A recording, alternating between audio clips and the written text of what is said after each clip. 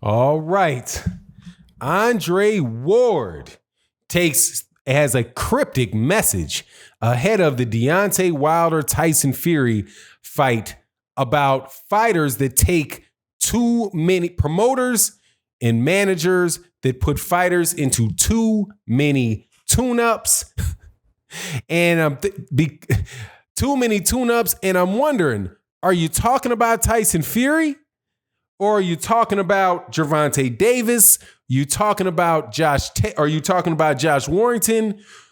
And if you're talking about Tyson Fury, are you going to eat some of that crow that has been long overdue? And the outcome of the fight doesn't matter. You're eating that crow, Andre. Much respect to my man, one of my favorite fighters ever. But let's talk about what Andre Ward said and go through it in this video.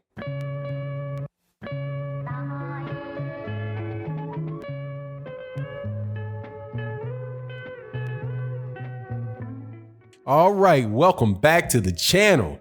Andre Ward, former pound for pound #1 fighter, future Hall of Fame fighter, undefeated fighter since around the age of 12, an Olympic gold medalist in a weight class above where he actually fought. One of the best fighters to do it in recent memory, no doubt. If I didn't already say future Hall of Famer, man, Hall of Famer, throw him in there right now, and a fairly good commentator.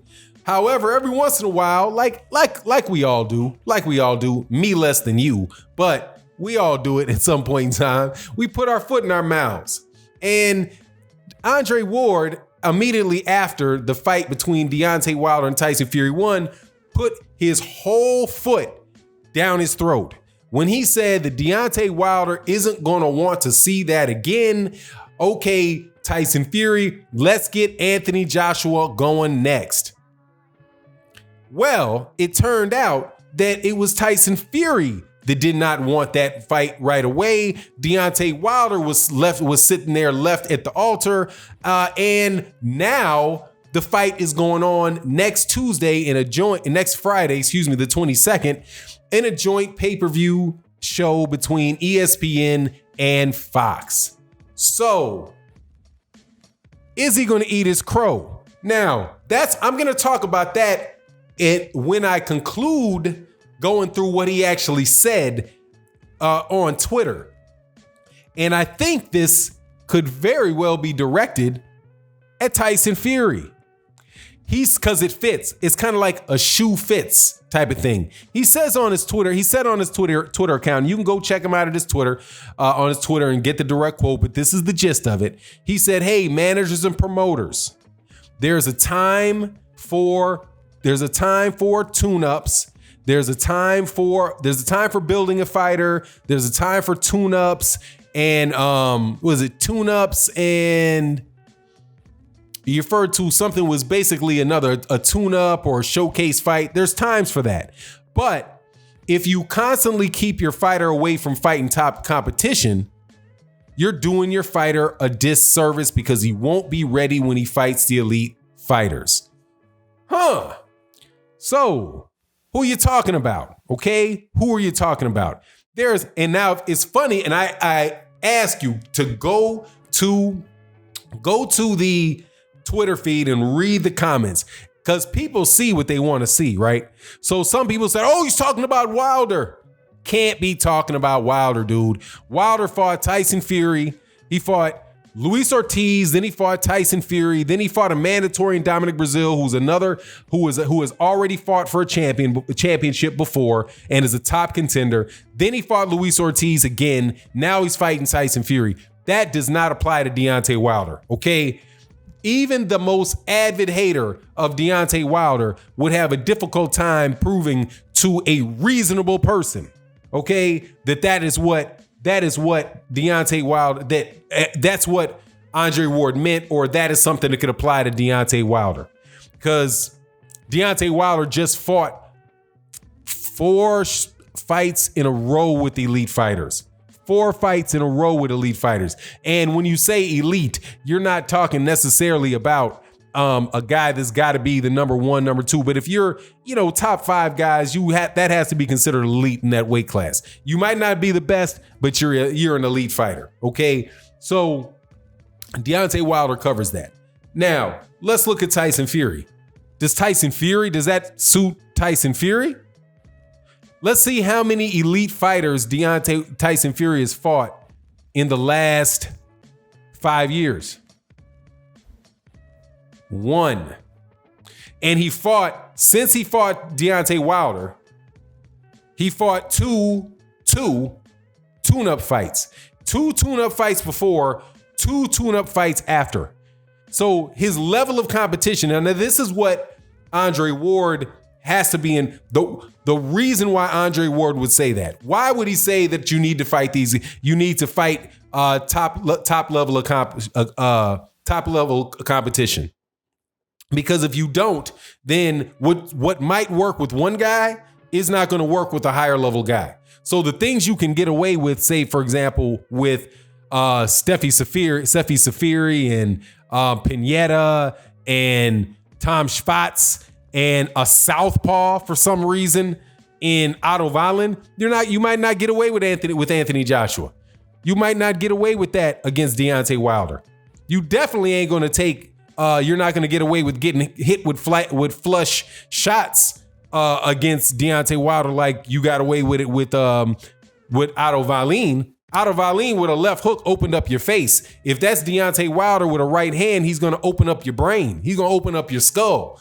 That's why he says that. So who do you think that applies to? Now, it could also apply to Gervonta Davis, or it could apply to Josh Warrington.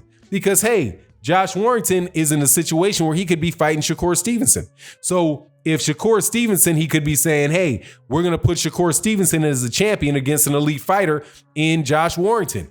And there you go. Or Josh Warrington has been taken, because Josh Warrington fought, who did he fight? Just Kid Galahad and somebody else, man. Those dudes ain't, Kid Galahad, I think, is a decent fighter, man, but he's no Shakur Stevenson. So, I mean, there's different ways that you can take what Andre Ward said. I think the most applicable one, there's a couple people that I think that applies to.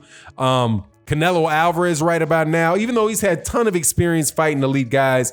But man, there's some real gamesmanship going on there with Canelo Alvarez now. If Canelo Alvarez doesn't want to fight at 160, he wants to fight at 168. Who's he going to fight? He's going to fight at 168 is going to be with Callum Smith. And I bet you money with Callum Smith, he asked for a rehydration clause, man. I bet you Canelo, if he fights Liam Smith, and I hope I didn't say Liam Walsh.